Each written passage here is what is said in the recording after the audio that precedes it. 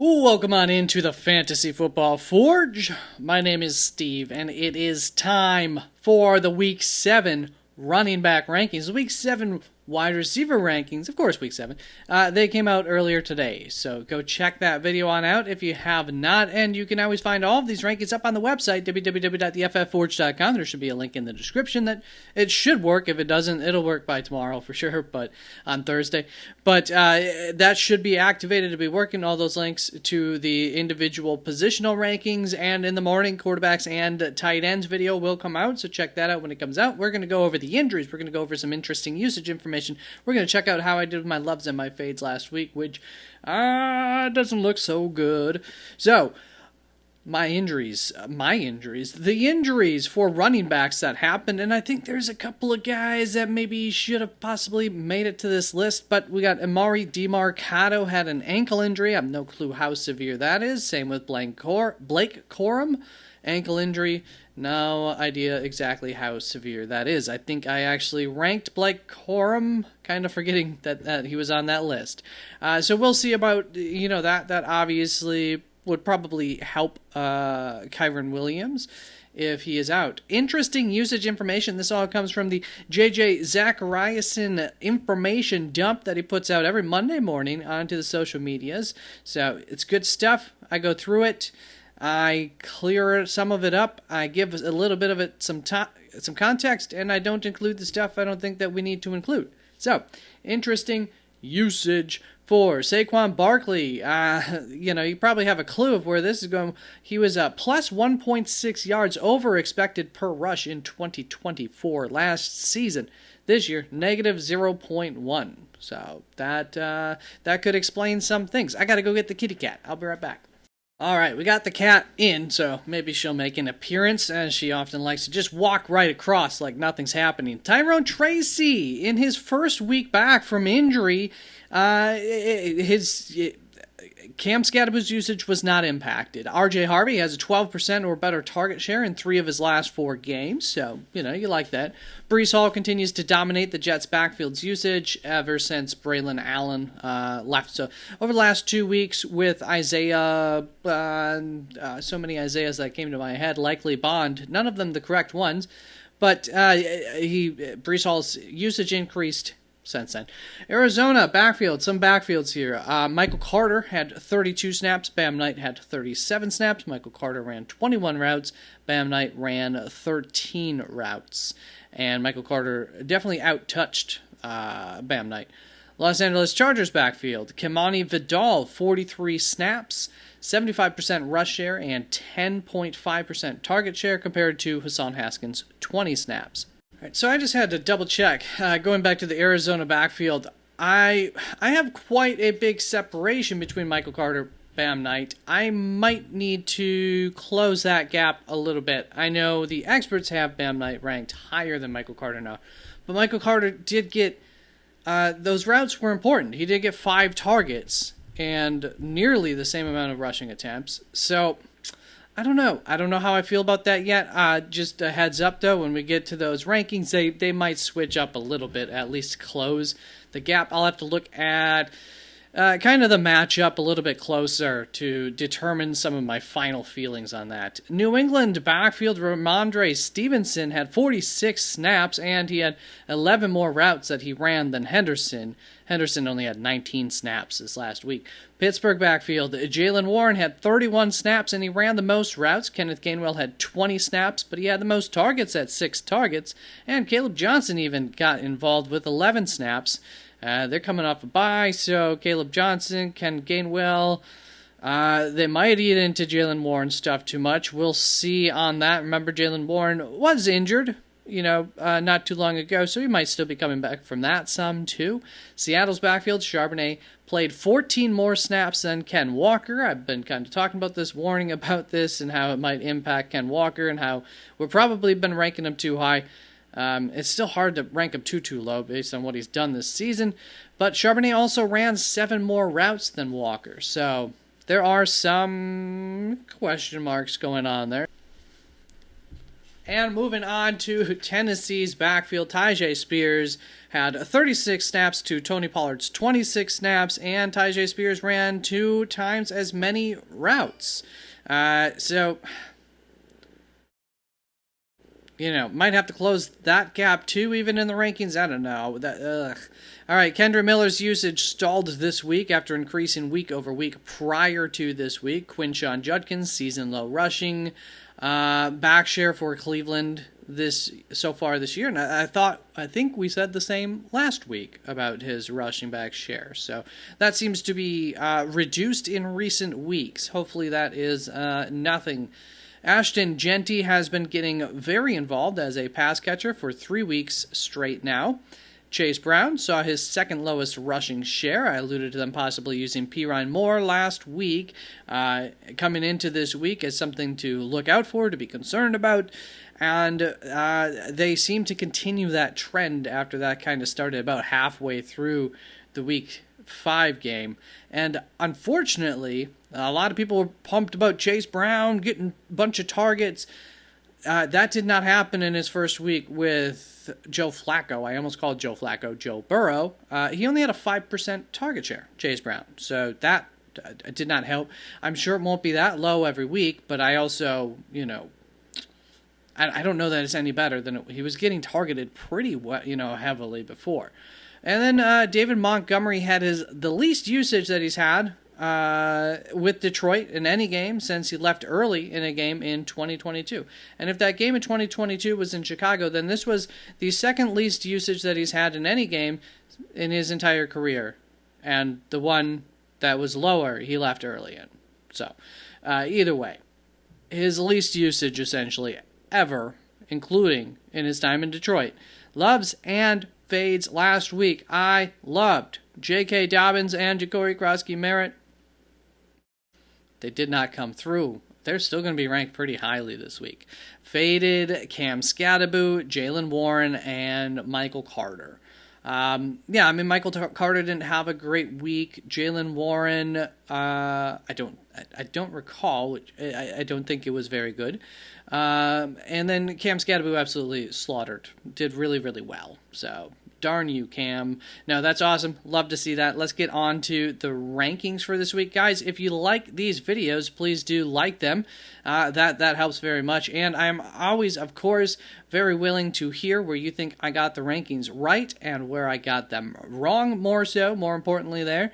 Let me know your thoughts. And sometimes, your opinions do have an impact on the rankings. These rankings are fluid up until Sunday morning.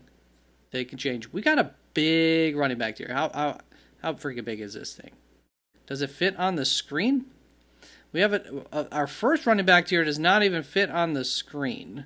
I couldn't figure out where the heck to stop it. Obviously, I could have just made one tier right about here. Christian McCaffrey, Josh Jacobs, Bijan Robinson, Jonathan Taylor, Jahmyr Gibbs. Mix these 5 up in whatever order you want. I think they're very clearly, quite clearly your top 5. Javonte, if he wasn't coming off of a poor week, he would probably very easily be included there in 6. If there's no Blake Corum, Kyren Williams, you could make the argument that he should be bumped up into that tier. And then we've got Saquon Barkley in at running back 8. I'll go over all of these things in just a moment, but let's finish this first tier first. Then I'll explain what you're looking at on the columns. To the sides, obviously green is good, red is going to be bad, and white is just going to be somewhere right about average in the neutral territory in terms of the color coding that you're seeing. So Saquon Barkley, Devon Achane, Quinshon Judkins, Rico Dowdle, Ja'Cory Krosky-Merritt going up against Dallas this week. It's a good matchup. So we're going to go right back to that. Same with Quinshon Judkins. Good matchup against Miami. We're going to go right back to that. Devon Achane a little bit low this week because of a tougher matchup against Cleveland, but hopefully he'll find a way to come through. Anyways, definitely some concern for at least the upside there for Achane. Ashton Jeanty, also a little bit of concern here. You can see Vegas not loving this game for Vegas against Kansas City here. So hopefully those target share maintains, and that'll help keep that floor at least higher for Ashton Jeanty. But he's been getting a lot of usage for a couple of weeks now, so just hoping that continues and hopefully can do something with that. Anyways, Rachaad White right behind that. J.K. Dobbins going against New York, so I know it's coming off of a bad week, but you can see he's been very good on the season, better than JCM, Ashton-Jeanty. And Rachaad White, this is including the entirety of the season for Rachaad White, so this is not cherry-picked to just the recent last 2 games. DeAndre Swift behind that at my running back 16, going against New Orleans, coming off of a big week. He's been, solid all year, gets a lot of opportunities, and every now and then he can pop. And against New Orleans, you would think maybe a pop game here, put 2 of them in a row for you. Breece Hall, all the way down here, running back 17 this week. Just kind of had to do with better matchups and stuff ahead of him. I mean, having him and Jeanty this far apart, they kind of feel pretty similar to me. They perform similarly on the season, so, we could mix and match these things up, but that's the way that I ended up on it for now, and maybe I'll switch a couple of things around. But do you believe Carolina, not actually a great running back matchup, kind of average so far in the season, and we've got my first fade of the week. I'm going to go back to it. I'm going to fade Cam Skattebo again, going against Denver. It's not a good matchup. Vegas, lowest implied point total on the week. They're supposed to be playing from behind. I don't know about that. Honestly, I don't know that I agree. I definitely don't agree with this spread.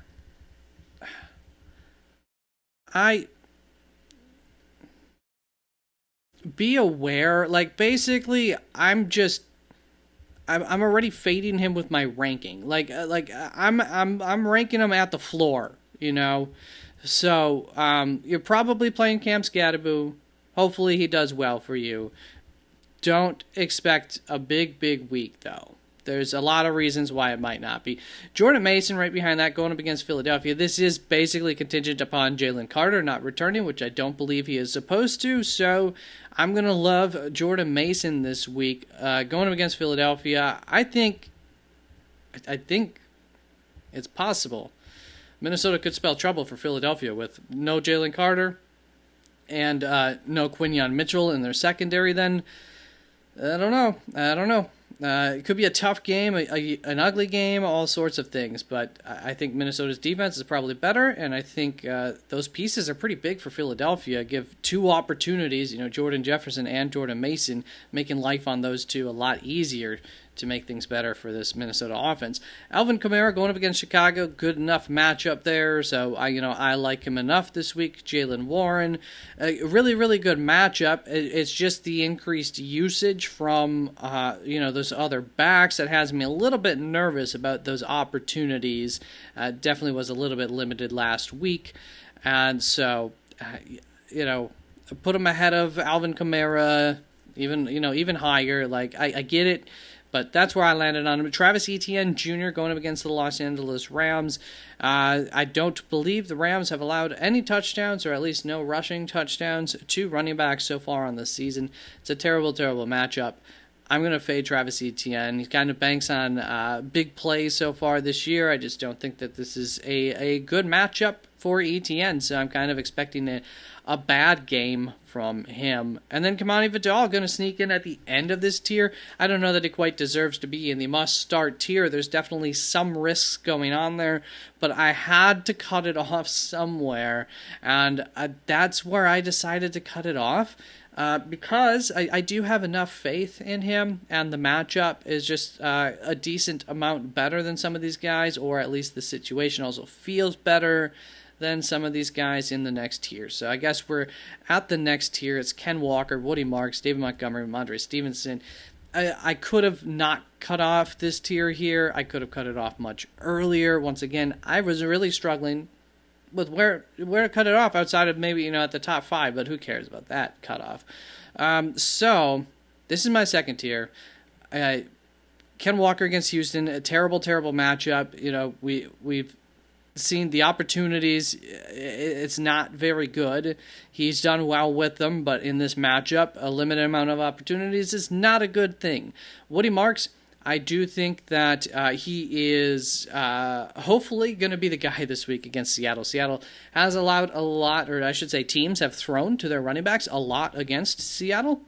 And so that would be Woody Marks, right? So a little bit of a gamble, but I'm going to say I love Woody Marks. This matchup should put him on the field more, and he should be able to find some success, especially full PPR types of purposes, half PPR.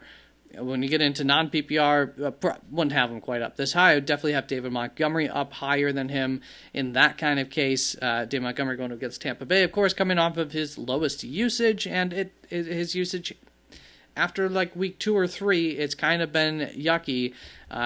So, we'll see. And then Ramondre Stevenson also going to make it a really good matchup against Tennessee.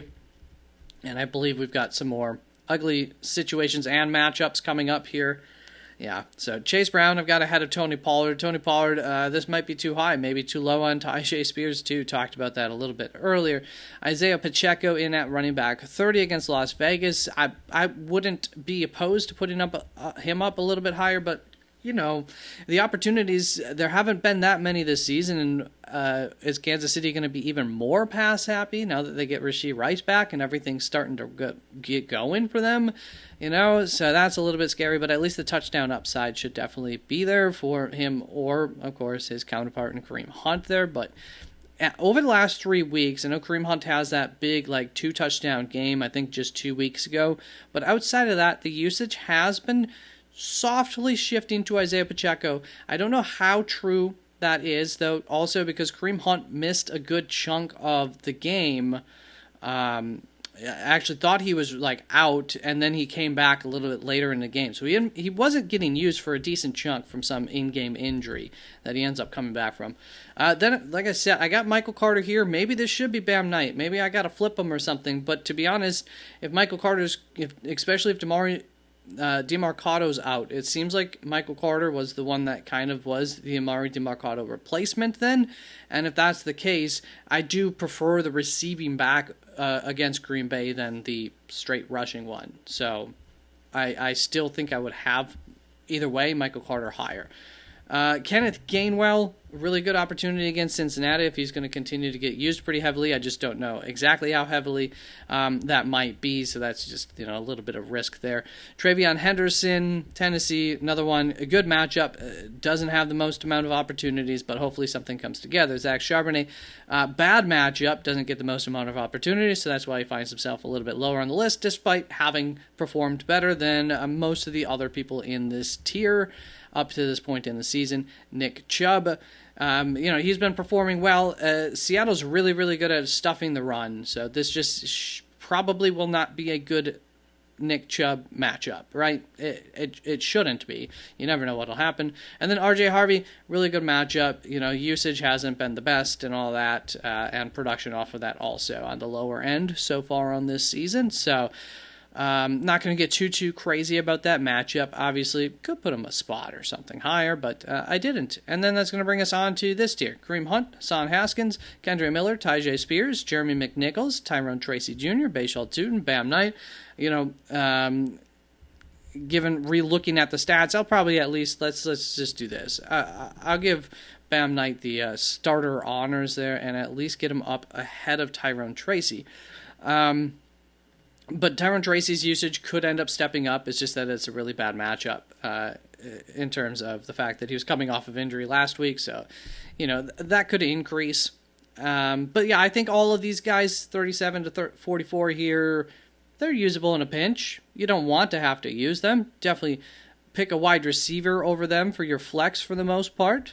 But there is always a potential for any of these guys to get you 8 something fantasy points. Not out of the question. I think it gets a little bit harder once we get down into this tier. Sean Tucker, Blake Corum, Brashard Smith, Xavier Scott, Chris Rodriguez Jr., Kyle Manangai, Brian Robinson Jr., Ollie Gordon. Then we've got all the Buffalo and Baltimore players on bye this week, and currently not ranking. Emari DeMarcado, Jaden Blue, I could rank, he is back in, so Jaden Blue would be essentially in that final tier, at the bottom of it. He's not getting used much at all. Will Shipley, same story. Caleb Johnson, same story. They're just not getting used much.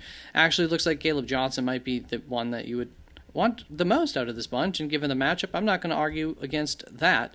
Bucky Irving, don't know if he'll come back this week or not, but currently not ranking him. And then Omarion Hampton out. Chuba Hubbard, don't know if he'll come back this week or not, but not ranking him currently. I think Chuba's the one who's more likely to come back between him and Bucky. Braylon Allen's out right now. Aaron Jones, by the way, there has been some confusion out there in the world, and I don't know why, because there was no rules change, and this has been the case every single time that a player goes on IR. They need to miss 4 games, not 4 weeks. 4 games. So Aaron Jones is not coming back this week. If somebody told you that, if I think the fantasy footballers actually said that last week, I heard it and I'm like, that's not right. And I feel like that's maybe where all the confusions came from. So I'm blaming the fantasy footballers on this one. For some reason, there's been confusion on it. Aaron Jones cannot come back yet. He's still on IR. All right, that is it. Thank you very, very much. Quarterbacks, tight ends video coming out tomorrow. I appreciate you. Have a good one. We'll talk soon.